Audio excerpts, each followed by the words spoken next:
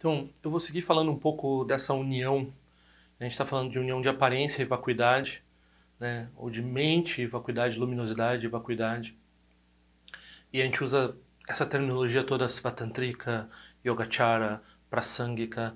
A gente usa toda uma terminologia muito complicada para falar sobre isso. E eu vou entrar um pouco de por que isso é benéfico e até mesmo mencionar essas palavras e começar assim a acostumar com elas, né? É interessante, né? E pode ser integrado na prática, né? Então, vamos ver mais esses detalhes.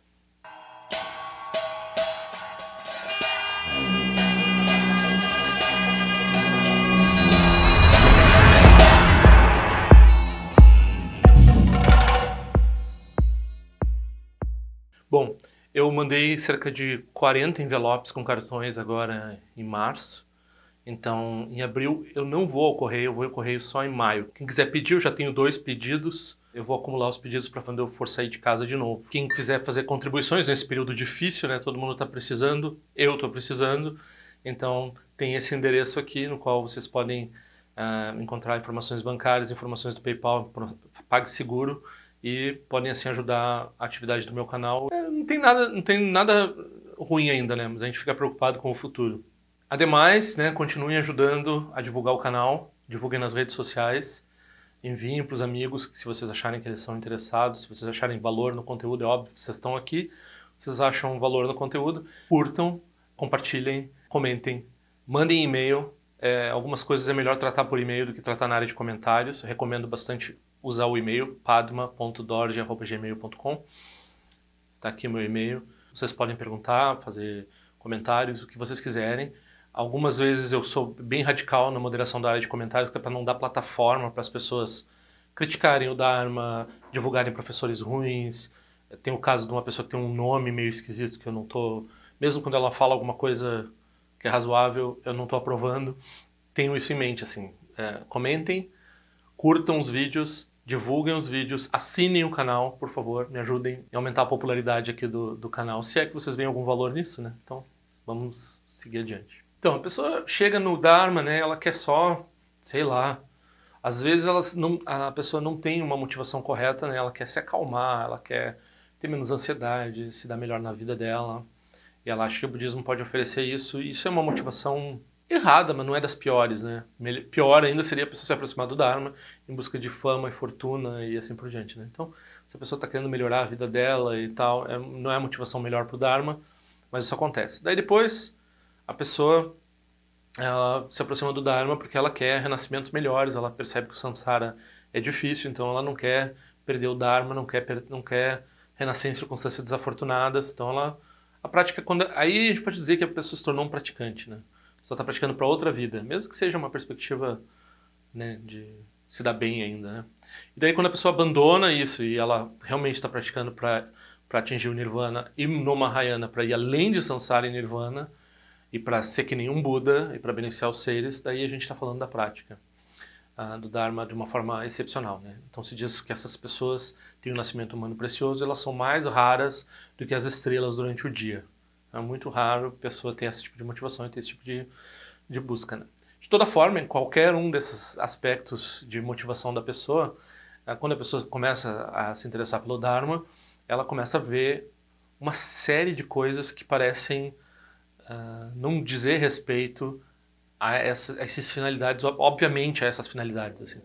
Então, a pessoa começa a ouvir falar sobre discussão entre tradições budistas, discussões entre pontos refinados de entendimento do que é vacuidade. Então, você foi enganado. Esse aqui é o 7º vídeo, né, examinando o Farol da Certeza. Eu ainda estou fazendo um comentário maior sobre a introdução, sobre por que, né, a gente está falando nesses termos e desse jeito. Então, é por isso que eu estou falando nisso, porque a gente está entrando numa discussão muito rarefeita, muito filosófica, aparentemente muito filosófica, aparentemente não diz respeito à prática, o que a gente está fazendo. Mas, no fundo, a gente está estabelecendo a visão. E do ponto de vista das pessoas que querem se conectar com o budismo tibetano, do ponto de vista das pessoas que querem fazer prática do Vajrayana, é importante a pessoa se acostumar com essa terminologia em termos de escolas, né? Então isso aí faz parte de como o estudo fundacional baseado no Mahayana é concedido nos mosteiros e de forma geral para os praticantes. Então a gente estuda o Dharma em termos de escolas que não existem mais. Todas as tradições tibetanas se dizem Prasangika Madhyamaka, né? Então todas elas seguem a mesma forma clássica de ensinamento. Essa palavra é tibetana, não é tibetana, ela é em sânscrito, mas ela foi inventada pelos tibetanos para se referir a certos professores na Índia clássica, lá em Nalanda, Vikramashila, nessas universidades, o que eles ensinavam. Então eles dizem, esses aqui ensinavam uma vacuidade desse jeito, nós aceitamos isso, então nós chamamos eles, assim, anacronicamente, a gente coloca o nome deles de Prasangika, e os outros, caminho do meio lá, eles são Svatântrika. Então, todos os tibetanos concordam que a Prasangika é melhor, certo? Não tem nenhum tibetano que vai dizer assim, a Svatântrika é melhor. A discussão acontece em o que consiste mesmo a Prasangika e como é que certas pessoas que estão se dizendo Prasangika, no fundo, são Svatântrika. Então, essa é a acusação entre os Nyingma, Gelu e Kagyu e Sakya. Eles estão, em termos de filosofia, né, eles têm muitas diferenças em termos de prática, em termos de como se colocam no mundo e várias diferenças de vários tipos que não dizem respeito propriamente à visão, ao estabelecimento da vacuidade e assim por diante. Mas no que diz respeito à vacuidade, a disputa se dá em torno dessa terminologia, Svatântrika, né, que significa raciocínio autônomo, ou fio de raciocínio autônomo, Tântrica, Tantra é fio, né? Então, eles usam silogismo, eles usam lógica para estabelecer a vacuidade. Svatântrika. E os Prasangika é consequencialista, eles usam a lógica do outro. Então, o outro apresenta uma teoria do definitivo e eles dizem, não é assim, por causa disso, isso é uma redução ao absurdo de tudo que surge com relação ao definitivo. Então, eles não propõem uma tese. Isso vai ser um dos pontos de discussão, se a Prasangika tem ou não tem uma tese. Em que sentido ela não tem uma tese, né? Nesse sentido é que é interessante as pessoas se familiarizarem, ou pelo menos ouvirem esses termos e tentarem descobrir o que eles significam. Esse assunto ele não é fácil, principalmente por esse aspecto. Então, se houvesse uma definição geral, que todos concordassem sobre o que é Svatântrika e sobre o que é Prasangika, estava todo mundo concordando. Mas não, a disputa é com relação a quem se enquadra quando está falando o quê, em qual das duas áreas, né? Então, essa é a disputa que o Mipa Rinpoche vai nos colocar nesse texto. Ele vai especificar assim, o que é realmente a Prasangika e o que é realmente a Svatântrika. E daí a disputa acontece em outros níveis, por quê? Porque para a tradição Geluk, a Svatântrika ela é refutada. Como ela é refutada, ela é basicamente inútil. Então, quando a gente está estudando Svatântrika, é um entendimento errôneo do Dharma. Um entendimento errôneo que não deve ser seguido.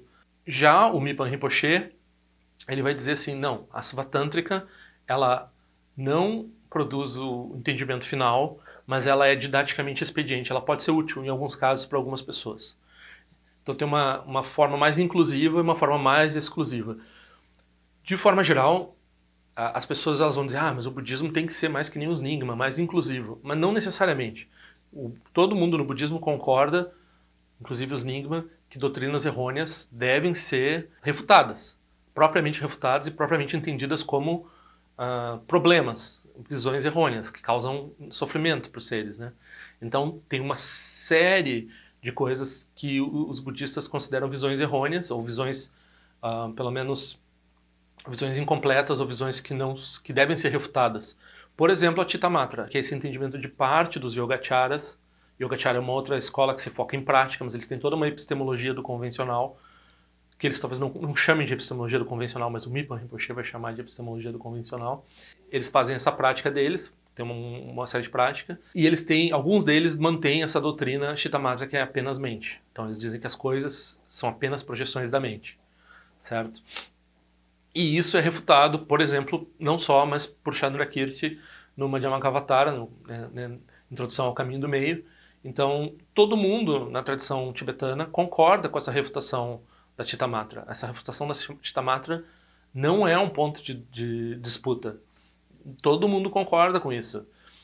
Aí a pessoa, mas o que confunde muito as pessoas é que muitas vezes nos textos Nyingma, também de outras tradições, vai ter essa expressão Chittamatra, ou semelhante a Chittamatra, de que os fenômenos são a mente, né? Então tem um jeito de ver isso, tem um jeito de ler isso, e tem um jeito de ler isso que o Mipa Rinpoche vai dizer que isso é um convencional que aponta para o definitivo. Então isso aí é uma prática Isso é um jeito de encarar a prática. Enquanto, por exemplo, a pessoa está fazendo meditação e no pós-meditação a pessoa encara os fenômenos como projeções da própria mente, e isso tem benefícios com relação à doutrina de karma. Isso é postulado como definitivo, aí é o pulo do gato, eles não postulam isso como definitivo. Por isso, a Nyingma continua se dizendo para Sangika, eles não dizem que as coisas são mente no sentido da realidade, da realidade das coisas. Isso não é uma afirmação que pode ser feita. Ok? Então a gente tem todas essas escalas e todas essas distinções que são feitas com relação ao entendimento da vacuidade.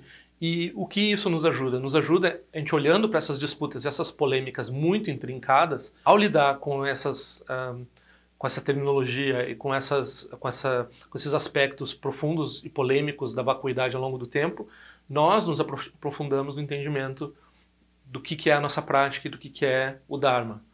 Não é por nada que os grandes professores ficaram presos nessas questões. Essas questões são as questões difíceis, portanto são as questões importantes. A pessoa pode tentar entender o Dharma lá, né, como se fosse isento, assim, vamos começar do mais simples, e daí a gente vai tentar entender o Dharma, e daí a gente vai chegar no mais... Mas o problema é que se a gente não tem clareza com relação a essas polêmicas, o mais simples já fica maculado com um viés ou outro de entendimento. Então, se a gente estiver ciente de que de que existe essas dificuldades de interpretação, e que essas dificuldades de interpretação, elas dizem respeito não só à prática das pessoas, mas elas produziram resultados sociais, né? Então houve perseguição religiosa, houve todo tipo de atividade que a gente diria não é budista, né? Com relação a isso aconteceu também. Então ao saber disso, a gente também se cuida para ter uma visão mais inclusiva e respeitar melhor as visões diversas, né? Que é o que a gente vê nos grandes textos que tratam dessas polêmicas, né? Então tem alguns textos que são bem mal educados, né? Que colocam o oponente assim numa posição bem desagradável, bem inferior e pisoteiam a ideia do outro, assim. Esse não é o caso do Mipa Rinpoche. O Mipa Rinpoche é de uma cordialidade que pode ser também bastante irritante para o oponente, né? Porque a cordialidade dele chega a ser assim um acolhimento. Se o outro quer defender a ideia dele, ele não quer ser acolhido dessa forma, né? Então a gente vai ver isso no texto, a gente vai seguir com a primeira questão no próximo vídeo. E eu quis falar sobre isso por quê? Porque quando a gente hoje ouve o termo Yogacara é uma coisa que a pessoa pode estudar a vida inteira, estudar mais de uma vida, estudar 20 vidas inteiras dentro de um mosteiro, de uma universidade, e não vai esgotar o assunto porque só a Yogacara é uma coisa profundíssima. E também se a gente vai estudar lógica budista, é muito profundo. Talvez não seja tão longo o estudo quanto o estudo da Yogacara, mas é um estudo bastante longo. Daí se a gente vai estudar para Sangika, é outra coisa muito vasta. E se a gente for entrar então, isso tudo diz respeito à fundação Mahayana, para a pessoa poder entender o Tantra, que também vai ser tratado nesse texto. Então essa relação entre Sutra e Tantra também é tratada como uma dessas confluências, né, entre aparência e vacuidade. Então uma delas é também Sutra e Tantra.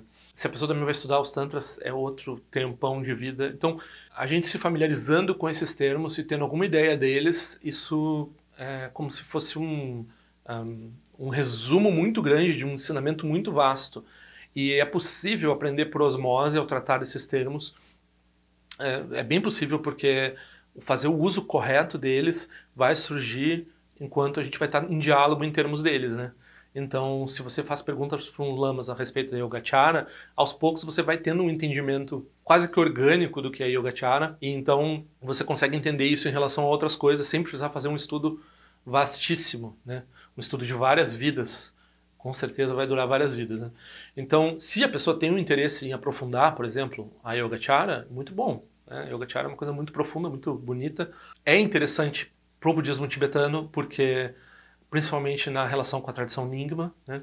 Então, por exemplo, as raízes Yogacara da Gelug não são tão fortes quanto as raízes Yogacara da Nyingma. E outra coisa que a gente pode falar também é a tradição do treinamento da mente de Atisha, né? Que aí sim é o forte dos Gelug, mas a gente vai dizer que os Nyingma não passaram pelo treinamento da mente de Atisha, não respeitam Atisha e não fazem as práticas de acordo com Atisha. Não é verdade. Então, principalmente os mestres Rimé, século XIX, do século XX, eles se dedicaram a integrar a Atisha dentro dos ensinamentos da tradição Nyingma. Então, não é que não existisse antes, sempre existiu a tradição, o forte, quem levantava a bandeira do Atisha era os Gelug, mas a Nyingma também sempre foi muito forte, muito respeitadora da tradição do Atisha. Quando eu comecei a olhar esse assunto, né, Nyingma, Gelug, né, e daí tu sempre tem um viés um pouco sectário, né, às vezes tu lê uma coisa, Gelug, tem que ser Gelug, isso aqui não é Nyingma.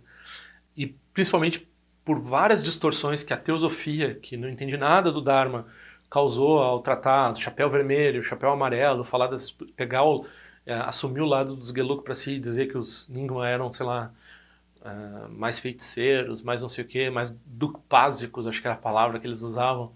E até hoje tu vê gente falando isso, né? Mas embora tenha uma tradição de estudo asiático na universidade que está anos-luz desse entendimento, né? Então, o que acontecia era a gente ver uma grande discrepância entre Nyingma e Gelug, né? Achar que era uma coisa assim, sol e lua.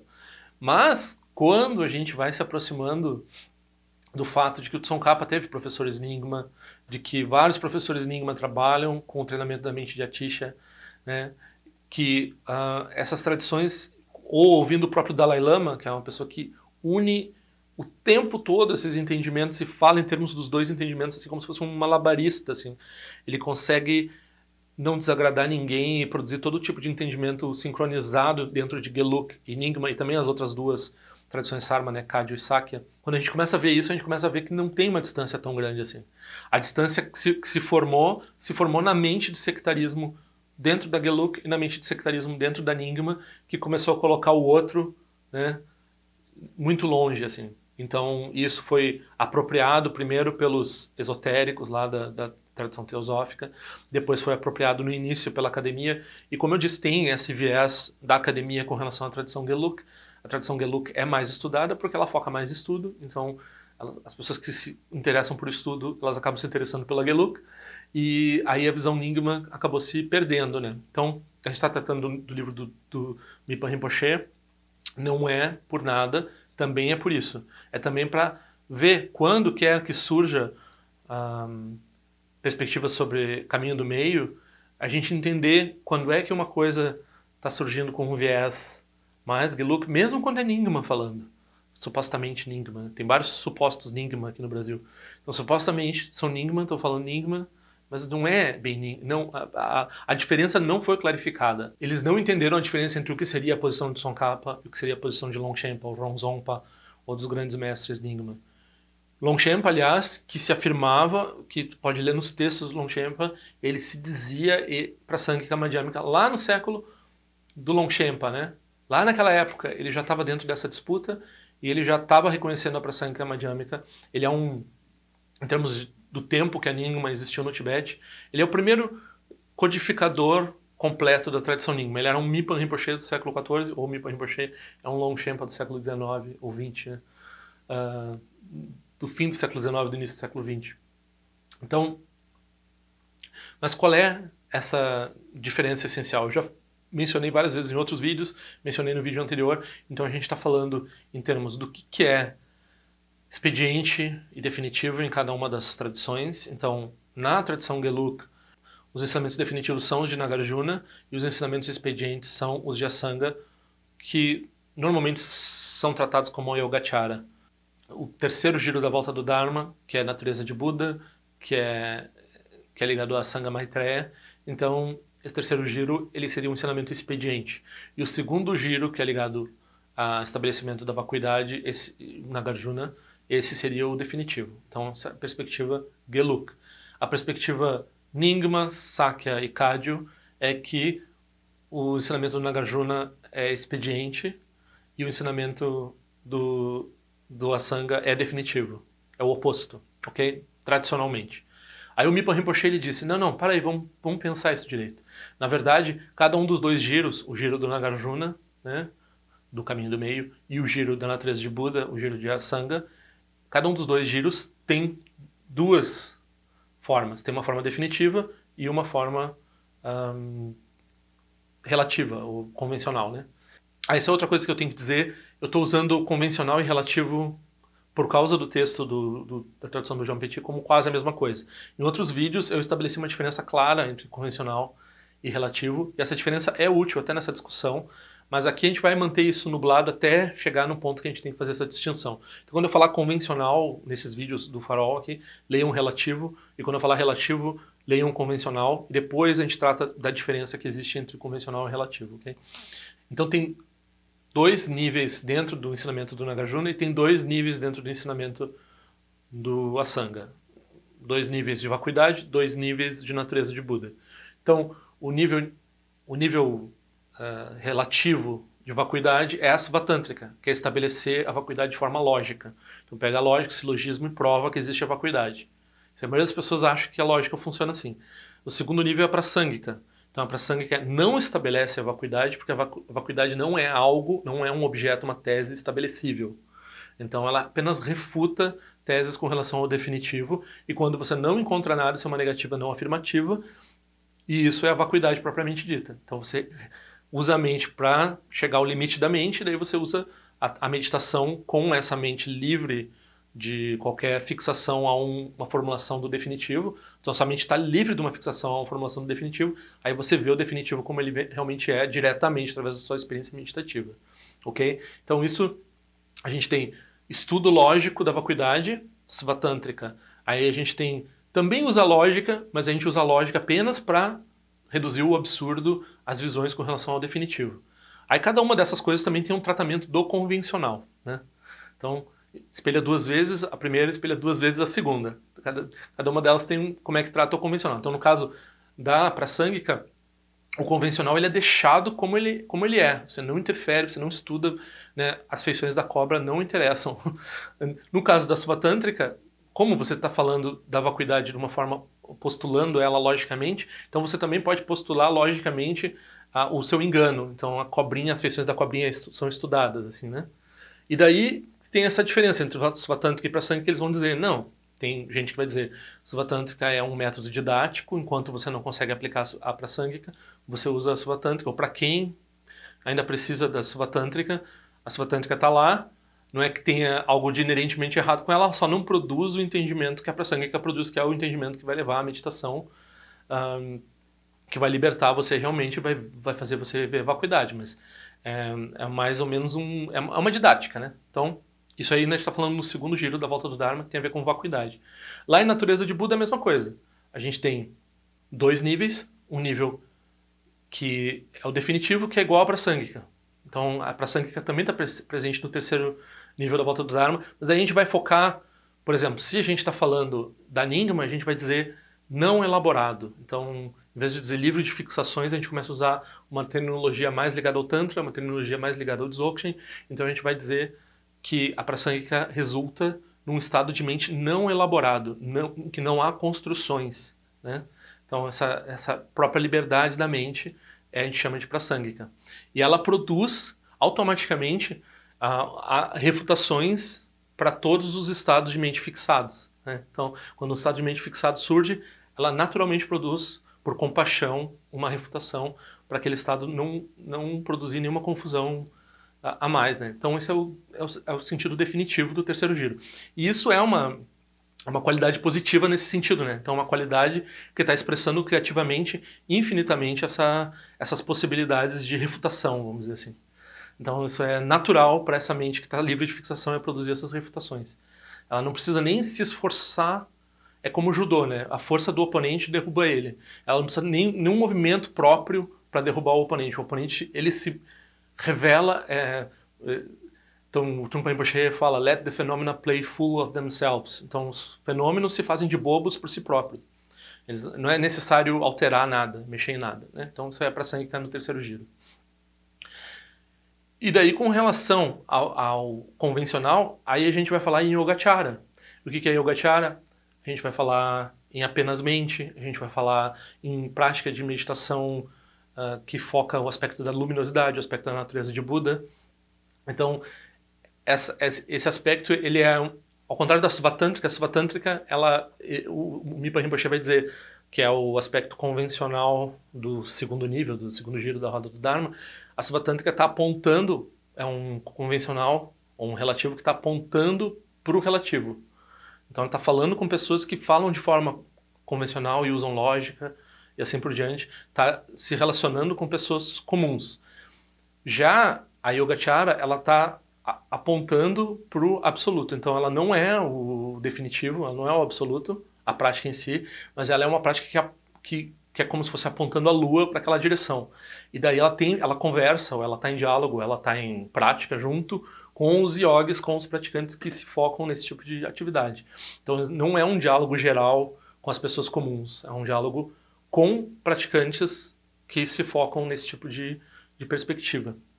E da mesma forma que a Siva Tântrica, ou melhor ainda que a Siva Tântrica, porque a Siva Tântrica em certo sentido ela é insuficiente, a Yogacara não se pode dizer insuficiente, ela é só apenas expediente. Então ela produz muito mais efetivamente o resultado do que a Siva Tântrica. A Siva Tântrica ela é meio assim, enquanto você não vê as coisas do jeito que tem que ver, você vai trabalhando com essas ideias até essas ideias libertarem você e você conseguir ver como a Prasangika, né? Então não tem um caminho, não tem propriamente um caminho lógico, causal que vai levar você da Siva Tântrica para a Prasangika. E por isso que tem tanta confusão, porque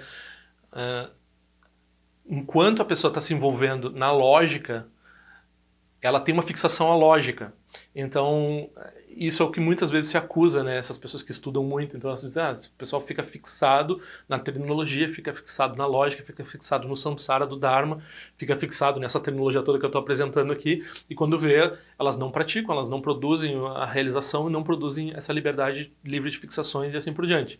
Então há uma tendência maior de reificar o discurso em termos da Siva Tântrica. E é por isso, talvez, que tenha tanta crítica por parte dos Geluk, ironicamente falando, com relação à Siva Tântrica, porque ela não vai, por si só, produzir o salto para a Prasangika, e ela não vai, por si só, produzir, com certeza, a realização. Então, isso aí, pelo menos, é a acusação dos Geluk. Já o Mipan Rinpoche, ele dá bom, você gera uns hábitos ali, né? Então, esses hábitos você pode fixar eles em termos deles mesmos ou fixar eles em termos do Dharma. Daí, em termos do Dharma, você vai depois, possivelmente, conseguir se libertar deles. Então, não é uma total crítica com relação à Siva Tântrica. A Siva Tântrica existe como existe a Yogacara. Elas existem como ensinamentos expedientes convencionais que são muito úteis enquanto a gente não é capaz de usufruir da não elaboração da Prasangika. Então é um pouco isso. Em cada um desses níveis daí vai ter um que se foca mais no superior, um que se foca mais no inferior, e é muito importante falar isso, né? Então a gente está falando da união de relativo e definitivo. Essa união de relativo e definitivo, ela é muito curiosa, porque em termos do intelecto, essa distinção é crucial. Você não usa as mesmas ferramentas intelectuais para estudar o definitivo e para estudar o relativo. Né? Você não chega ao fim do seu exame no definitivo, né? Você não chega a uma conclusão com relação às coisas no definitivo, você chega à conclusão de que você não chega a uma conclusão. Essa é a conclusão que você chega. Então, com relação ao convencional, você chega a conclusões suficientes para, né, praticamente usar. Então, a epistemologia tem o seu uso no mundo, você chega a conclusões a respeito das coisas, e é importante, por exemplo, você estabelecer o que é um professor legítimo, o que é uma tradição legítima no budismo, o que é Dharma, o que não é Dharma, tudo isso está dentro do entendimento do que é convencional. São ferramentas diferentes intelectuais do que examinar o definitivo. O definitivo é muito mais simples do que isso. O definitivo relativamente falando, né, a pessoa duvidou de mim, mas entender o aspecto definitivo, no que ele pode ser entendível, é barbada. O que é difícil é entender a validade convencional e como é que a validade convencional se aplica e como é que ela tem uma relação ou não tem relação com o definitivo. Então, em termos intelectuais, é crucial fazer essa distinção. É crucial entender o que é relativo e o que é definitivo. No âmbito definitivo, que não é intelectual, não há distinção entre definitivo e convencional. Essa distinção é postulada pela mente intelectual para o uso dela. Né? O uso dela precisa ter essa distinção. Então, parece um jogo de espelhos, parece um brinquedo do Escher, assim, né? Então a gente vai olhando o relativo e convencional com grande distinção quando a gente está usando o intelecto, e quando a gente vai fazer prática de meditação, ou quando a gente vai atingir supostamente realização, a gente não vai ver distinção entre relativo e definitivo. Né? Isso é uma das maiores confusões que existem dentro desse entendimento de relativo e definitivo. Então a Svatântrika, ela obviamente, porque ela é um esforço intelectual e lógico para entender e explicar a vacuidade, ela vai fazer a mais completa das distinções entre relativo e definitivo. Eles vão se focar muito nisso. Isso é muito importante para eles. Não que não seja importante para a Sangika também. Mas é claro que o relativo e o definitivo só existem do ponto de vista relativo. Do ponto de vista definitivo, não tem distinção entre relativo e definitivo. Eu acho que se nós conseguimos levar essas perspectivas com relação ao entendimento da vacuidade e com relação a essas palavras que abrem mundos de entendimento como Yogacara, Svatântrika, Prasangika, ou quando a gente fala Nyingma, quando a gente fala Geluk, isso tudo carrega, carrega a tradição de Atisha, a tradição de Nagarjuna, a tradição de Asanga, são coisas vastíssimas. Só ouvir essas palavras é um grande mérito na nossa vida, então a gente tem que relaxar com o fato de que o conhecimento perfeito com relação a essas coisas não vai ser possível nessa vida, mas nós vamos ter um conhecimento suficiente e, ademais, a gente vai pelo menos entender por que há essas polêmicas. E ao entender como essas polêmicas se formam, nós podemos chegar a um grau de certeza com relação à posição que deve ser assumida, né, na prática, que deve ser assumida pelo praticante, seja da prática que ele estiver fazendo. Então esse é o nosso objetivo, é entender como a mente no nível convencional e no nível relativo se coloca para fazer prática, para beneficiar os seres e assim por diante, né? Então, quando a gente entende um pouco desses aspectos que parecem um monte de conceitos e palavras do Dharma, se a gente é capaz de integrar isso com a nossa prática, com a Sangha, aí a gente tem uma coisa redonda com relação aos ensinamentos do Buda. Se vira só uma coisa de estudo e repetir terminologia, daí ninguém ganha nada com isso, né? Então aqui fica a aspiração de que eu não caia nesse tipo de... Eu acho que tenho conseguido nesse tempo ainda não cair puramente no esforço intelectual de entender o Dharma, porque eu me foco em prática, eu me foco no contato com a Sangha. Pode parecer que eu sou muito focado nisso, mas eu não tive interesse em estudar isso formalmente. Estou falando aqui de gaiato, né? E eu não me considero preso em Samsara Dharma, embora eu tenha uma certa facilidade para fazer malabarismo com o conceito, né? Então, para quem precisa, para quem quer esse tipo de conexão, eu recomendo também, é saudável, quando der, agora quando acabar esse negócio, participar de uma sangha, conhecer os praticantes e não ficar só cabeceando em termos do que é vacuidade, o que não é vacuidade, né? Porque ouvir ensinamentos presencialmente é crucial e fazer, né, oferecer esforço, oferecer trabalho para a sangha também é crucial. Então eu recomendo que todo mundo, recomendo e aspiro que eu e todo mundo continuemos não transformando esses aspectos em samsara do Dharma, mas em algo que enriqueça a nossa prática, né?